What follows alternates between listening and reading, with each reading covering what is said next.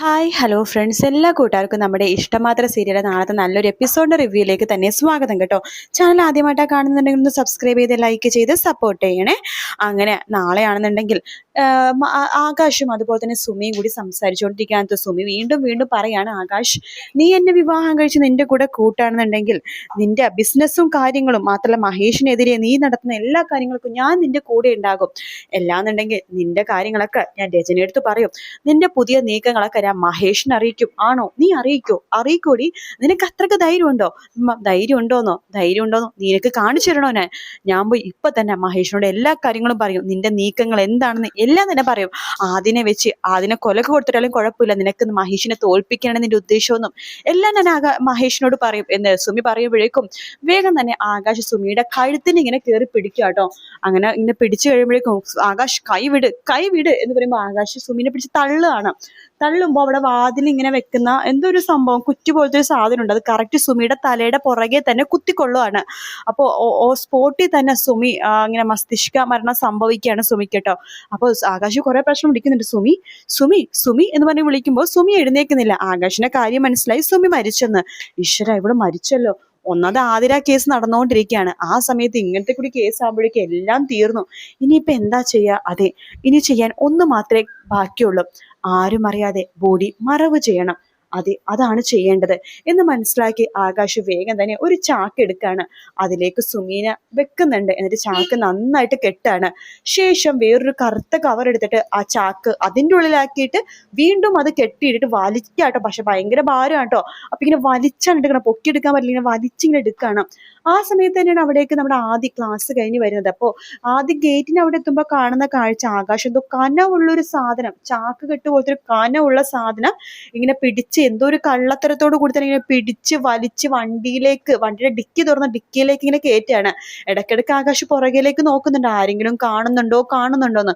ആരും കാണില്ലെന്ന് മനസ്സിലാക്കിയ ആകാശ് വേഗം തന്നെ സുമിയുടെ ഡെഡ് ബോഡി കാറിന്റെ ഡിക്കിയിലേക്ക് കയറ്റണം. അപ്പൊ ഇതെല്ലാം തന്നെ ആദ്യം കാണുന്നുണ്ട് കേട്ടോ.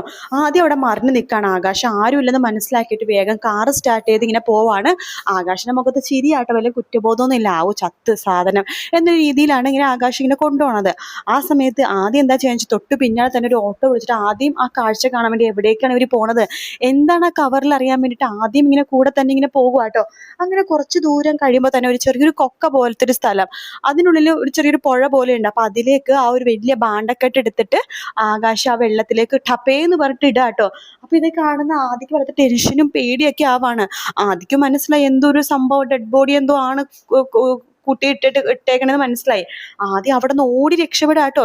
ഇനി ആകാശം ഇങ്ങനെ ചെറുതായിട്ട് ഇങ്ങനെ കണ്ടു, ആരൊക്കെയും ഇങ്ങനെ നോക്കുന്നത് ആകാശം കാണുകയും ചെയ്തു. അതുകൊണ്ട് തന്നെ ആദ്യം അവിടെ നിന്ന് ഓടി രക്ഷപ്പെടാണ്. ഓടി എങ്ങനെയൊക്കെയോ ആദ്യം തിരിച്ച് നമ്മുടെ മഹേഷിന്റെ ഓഫീസിലേക്ക് എത്തുന്നുണ്ട്. അവിടെ എത്തിയിട്ട് ആദ്യം ഡാഡി എന്ന് പറയാണ്. ആദ്യം ഭയങ്കരട്ടനൊക്കെ എതച്ചുകൊണ്ടിരിക്കുകയാണ്. മഹേഷ് ചോദിക്കേണ്ടത്, എന്താ മോനെ, എന്ത് പറ്റിയും ചോദിക്കുമ്പോഴേക്കും വേഗം തന്നെ മഹേഷ് കുറച്ച് വെള്ളം കൊടുക്കാണ്. ആദ്യം ആ വെള്ളം കുടിക്കുന്നുണ്ട്. എന്ത് പറ്റി മോനെ, എന്താ കാര്യം ചോദിക്കുമ്പോഴേക്കും, ഡാഡി, ഇന്ന് ഞാൻ ക്ലാസ് കഴിഞ്ഞ് വന്നപ്പോൾ ആകാശങ്ങളിന് എന്തോ ഒരു വലിയ ഭാരമുള്ളൊരു സാധനം ആകാശങ്ങൾ ചാക്കിൽ കെട്ടി വണ്ടിയുടെ ഡിക്കിയിലാക്കി ഒരു പുഴക്കരികെ കൊണ്ടുപോയിട്ട് വലിച്ചെറിയുന്നത് ഞാൻ കണ്ടു. എനിക്ക് തോന്നണ ആരോ കൊന്നിട്ടാണെന്ന് തോന്നുന്നു ആകാശങ്ങള് ആ ചാക്കിൽ വെച്ചേക്കണത്. ഇല്ല മോനെ, നിനക്ക് തോന്നിയതായിരിക്കും. ഇല്ല ഡാഡി, ഞാൻ ശരിക്കും കണ്ടതാണ്. അയാള് അതിനെ മടിക്കാത്ത ഒരാളാണ്. അല്ല മോൻ്റെ മമ്മി എവിടെയും ചോദിക്കുമ്പോൾ, മമ്മി ഇവിടെ ബ്യൂട്ടി പാർലറിൽ എവിടെയൊക്കെയോ പോയി, ഞാൻ വിളിച്ചായിരുന്നു, മമ്മി വീട്ടിലില്ല. പിന്നെ അത് ആരായിരിക്കും എനിക്കറിയില്ല. വീട്ടിൽ വേറെ ആരെങ്കിലും ഇങ്ങനെ വരാറുണ്ടോ? സുമിയാൻറ്റി മാത്രമേ വരാറുള്ളൂ. അല്ല, നീ എവിടെ വെച്ചിട്ട് ആകാശിനെ കണ്ടത്? അത് ഇന്ന സ്ഥലത്ത് വെച്ചിട്ടാണെന്ന് ആദ്യം പറയുമ്പോൾ വാ എന്ന് പറഞ്ഞിട്ട് മഹേഷ് ആദ്യം കൂട്ടിക്കൊണ്ട് ആകാശ് ആ ഒരു ഡെഡ് ബോഡി കളഞ്ഞ ഒരു സ്ഥലം ഉണ്ടല്ലോ, ആ സ്ഥലത്തേക്ക് പോവാണ്. ആ സ്ഥലത്ത് എത്തുമ്പോഴേക്കും അവിടെ ആകാശമൊന്നും ഇല്ല കേട്ടോ. പക്ഷെ ആ ഡെഡ് ബോഡി ഇട്ടേക്കുന്നത് ക്ലിയർ ആയിട്ട് കാണാം. അവിടെ അധികം വെള്ളവും കാര്യങ്ങളൊന്നും ഇല്ല. അപ്പൊ അത് ക്ലിയർ ആയിട്ട് കാണാം, ഒരു വലിയൊരു ചാക്കിൽ ഇത് കെട്ടിയിട്ട പോലെ. അപ്പൊ തന്നെ മഹേഷ് സാന്ദ്രനെ വിളിക്കുന്നുണ്ട്. ഹലോ സാന്ദ്ര. ആ മഹേഷ് പറ. അതെ, ഒരു സംഭവം ഉണ്ട്, താന് ഞാൻ പറയുന്ന ലൊക്കേഷൻ അയച്ചിട്ട് അങ്ങോട്ടേക്കൊന്ന് വരാമോ എന്ന് ചോദിക്കുകയാണ്. ശരി എന്ന് സാന്ദ്രയും പറയുന്നുണ്ട്. അപ്പൊ തന്നെ സാന്ദ്ര അവിടേക്ക് എത്തുന്നുണ്ട് കേട്ടോ. എന്നിട്ട് മഹേഷിനെ പറയുന്നുണ്ട്, ഇത് എന്താണെന്ന് അറിയില്ല, ആകാശാണ് ഇത് ഇവിടെ കൊണ്ട് ഇട്ടേന്ന് പറയാണ്. ആകാശോ? അതെ. ശരി, ഞാനൊരു കാര്യം ചെയ്യാം, മഹേഷും മോനും എന്തായാലും പോയിക്കോ, നിങ്ങൾ ഈ കാര്യത്തിൽ ഇടപെടണ്ട, ഞങ്ങൾ പോലീസുകാരായിട്ട് എന്താ ചെയ്തോളാം എന്ന് സാന്ദ്ര പറയുന്നുണ്ട്. പിന്നീട് പോലീസുകാർ വരുന്നുണ്ട്. അങ്ങനെ ഡെഡ് ബോഡി കൊണ്ടുപോയി മോർച്ചറിയിൽ വെക്കുന്നുണ്ട്. അതിനുശേഷമാണ് രചനയ്ക്ക് ഇങ്ങനെ കോള് വരുന്നത്. മോർച്ചറിയിൽ ഒരു ഒരു ഡെഡ് ബോഡി ഉണ്ട്, നിങ്ങളുടെ കൂട്ടുകാരിയാണോ എന്നൊന്ന് ഐഡന്റിഫൈ ചെയ്യണമെന്ന് പറഞ്ഞിട്ട് കോള് വരികയാണ് രചനക്ക്. രചന അപ്പൊ ഇങ്ങനെ സുമീനെ വിളിക്കണൊക്കെ കേട്ടോ, സുമീനെ കാണുന്നില്ലെന്നൊക്കെ രചനക്ക് മനസ്സിലായി. രചനയാണെങ്കിൽ പേടിച്ചിട്ടാണ് മോർച്ചറിയിലേക്ക് പോകുന്നത്. അത് സുമി ആവല്ലേ എന്ന് പേടിച്ചിട്ടാണ് മോർച്ചറിയിലേക്ക് പോകുന്നത്. അങ്ങനെ മോർച്ചറിയിൽ എത്തുമ്പോഴേക്കും അവിടുത്തെ ആ സ്റ്റാഫ് മോർച്ചറിയിൽ ആ ഒരു ഡ്രോയർ ഇങ്ങനെ തുറന്ന് കാണിച്ചു കൊടുക്കുകയാണ്. കാണിച്ചു കൊടുക്കുമ്പോഴേക്കും ആ രചന ഞെട്ടിപ്പോവാണ്. സുമി തന്നെയാണ് കേട്ടോ അത്. സുമിയുടെ മൂക്കിന്നും അതുപോലെ തന്നെ ചെവിന്നൊക്കെ ഇങ്ങനെ ബ്ലഡ് അപ്പോഴും ഇങ്ങനെ പോയിട്ട് ഇങ്ങനെ നിൽക്കുന്നുണ്ട്. ആ കാഴ്ച കാണുമ്പോഴേക്കും നമ്മുടെ രചനക്കാകെ ഷോക്കാണ്. വായനൊക്കെ ഇങ്ങനെ ബ്ലഡ് ഇങ്ങനെ വന്നിട്ടുണ്ട് കേട്ടോ. രചന പെട്ടെന്ന് ആകെ ഷോക്കായിട്ട് ഇങ്ങനെ നിന്ന് പോവാണ്. എന്താ നിങ്ങൾ ഉദ്ദേശിച്ച ആള് തന്നെയാണോ എന്ന് അവിടുത്തെ ആൾക്കാർ ചോദിക്കുമ്പോൾ അതെ, ഇതെന്റെ ഫ്രണ്ട് സുമിയാണ് എന്ന് പറയാണ്.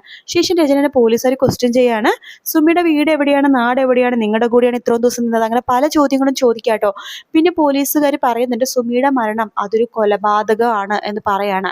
നിങ്ങൾക്ക് ആരെങ്കിലും സംശയം ഉണ്ടോ എന്ന് ചോദിക്കുമ്പോഴേക്കും രചനയുടെ മനസ്സിൽ ആദ്യം വരുന്ന മുഖം ആകാശിന്റെ തന്നെയാണ്. പക്ഷെ അത് പറയാൻ പറ്റില്ലല്ലോ. അപ്പോൾ രചന പണ്ട് എനിക്ക് അറിയില്ല, ഞാനിവളെ ഇന്നത്തെ ദിവസം കണ്ടിട്ടില്ല എന്നൊക്കെ പറയാണ്. പിന്നെ പോലീസുകാർ ആ കേസ് ഏറ്റെടുക്കണം. അപ്പൊ ആകാശിനാണെങ്കിൽ രക്ഷപ്പെടാൻ ഒരു വഴിയില്ല. ആകാശ് അൻസാരിദാസിന്റെ അടുത്ത് പോകുന്നുണ്ട്, എന്നിട്ട് പറയുന്നുണ്ട് എന്റെ കയ്യിൽ നിന്ന് ചെറിയൊരു കയ്യബദ്ധം പറ്റി, എന്റെ രഹസ്യങ്ങളെല്ലാം രചനയുടെ കൂട്ടുകാരി സുമി അവള് മനസ്സിലാക്കി. മനഃപൂർവ്വമല്ല, ഞാൻ അവളെ പിടിച്ച് ഇങ്ങനെ തള്ളിയപ്പോഴേക്കും തല പോയി ഭിത്തിയിലിടിച്ചു. അവിടെ ഒരു ആണി ഉണ്ടായിരുന്നു, അവിടെ അടിച്ചുകൊണ്ട് അവള് മരണപ്പെട്ടു എന്ന് പറയാണ്. എടോ താൻ പിന്നെ ഇതിനോട് ഇങ്ങോട്ട് വന്നത്?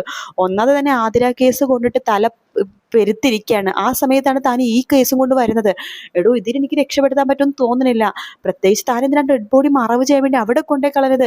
തനിക്ക് വരെ കത്തിച്ച് കളഞ്ഞാൽ പോരായിരുന്നോടോ എന്നൊക്കെ അൻസാരിദാസൻ പറഞ്ഞു. അങ്ങനെ അൻസാരിദാസൻ കൈ ഒഴിയാട്ടോ.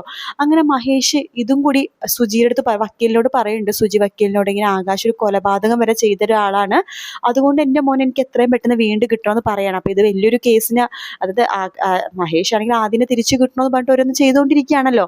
അതിനിടക്കാണ് ഈ ആകാശിന്റെ വഴി ഇങ്ങനത്തെ കുറെ സംഭവങ്ങളൊക്കെ. അതുകൊണ്ട് തന്നെ പെട്ടെന്ന് തന്നെ മഹേഷിന് ആദിനെ വിട്ടുകൊടുക്കാണ് കോടതി. കാരണം അങ്ങനത്തെ ഒരു വീട്ടിൽ നിൽക്കേണ്ടതല്ല ആദി, ആ കുട്ടിയുടെ ഭാവിനെ ബാധിക്കുമെന്ന് മനസ്സിലാക്കി കോടതി ആദീനെ മഹേഷിന്റെ കസ്റ്റഡിയിൽ വെക്കാൻ വേണ്ടി തന്നെ തീരുമാനം ഉണ്ടാക്കുകയാണ്.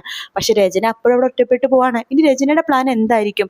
അതാണ് നമ്മൾ ഇനിയുള്ള എപ്പിസോഡിൽ വേണ്ടി കാണാൻ വേണ്ടി പോകുന്നത്. എന്തായാലും സുമി മരിച്ചു കിടക്കണ കാണുമ്പോൾ പേടിയാവും കേട്ടോ. വീക്കെൻഡ് പ്രൊമോയിൽ കാണിച്ചിട്ടുണ്ട്, വായേന്നും മൂക്കിന്നൊക്കെ ചോര വരുന്നു, മൂക്കിൽ പഞ്ഞിയൊക്കെ വെച്ചിട്ട്. എത്രയോ സീരിയലിൽ മരിച്ചു കിടക്കുന്ന സീനുകൾ കണ്ടിട്ടുണ്ട്, പക്ഷെ ഇതുപോലെ ഭയാനകമായിട്ട് മരിച്ചു കിടക്കണത് ആദ്യമായിട്ടാണ് കാണുന്നത്. കണ്ടു കഴിഞ്ഞാൽ സ്വപ്നത്തിൽ പോലും തെളിയും, അങ്ങനത്തെ ഒരു രൂപം കേട്ടോ. അതുകൊണ്ട് ഞാൻ ആ ഫോട്ടോ തംബ്നെയിലിൽ പോലും വെക്കാത്തത്. കണ്ടു കഴിഞ്ഞാൽ പേടിയായി പോകും. അപ്പോൾ ആ വീക്കെൻഡ് പ്രൊമോ ഭയങ്കര സസ്പെൻസുള്ള പ്രൊമോയും കാര്യങ്ങളൊക്കെ തന്നെയായിരുന്നു കേട്ടോ. കാണാത്തവരുണ്ടെങ്കിൽ ഒന്ന് കണ്ടു നോക്കണേ. അപ്പോൾ ഈ വീഡിയോ ഇഷ്ടപ്പെടാണെന്നുണ്ടെങ്കിൽ ലൈക്ക് ചെയ്യാനും അതുപോലെ തന്നെ സബ്സ്ക്രൈബ് ചെയ്യാനും പിന്നെ കമന്റ് ചെയ്യാനും മറക്കല്ലേ. നിങ്ങൾക്ക് സ്നേഹക്കൂടാണോ അതുപോലെ തന്നെ ടീച്ചറമ്മ എന്നുള്ള സീരിയലാണോ ഇഷ്ടം എന്നുള്ളതും കൂടി താഴെ കമന്റ് ചെയ്യാൻ വേണ്ടി മറക്കരുത്. ഞാൻ ഓൾറെഡി സ്നേഹക്കൂട് ഇടുന്നുണ്ട്. ടീച്ചറമ്മ ഇഷ്ടമാണെന്നുണ്ടെങ്കിൽ ആ സീരിയലിലെ റിവ്യൂ കൂടി ഇടുന്നതായിരിക്കും. അപ്പോൾ മറ്റൊരു വീഡിയോ കാണാൻ ടേക്ക് കെയർ, ബൈ ബൈ.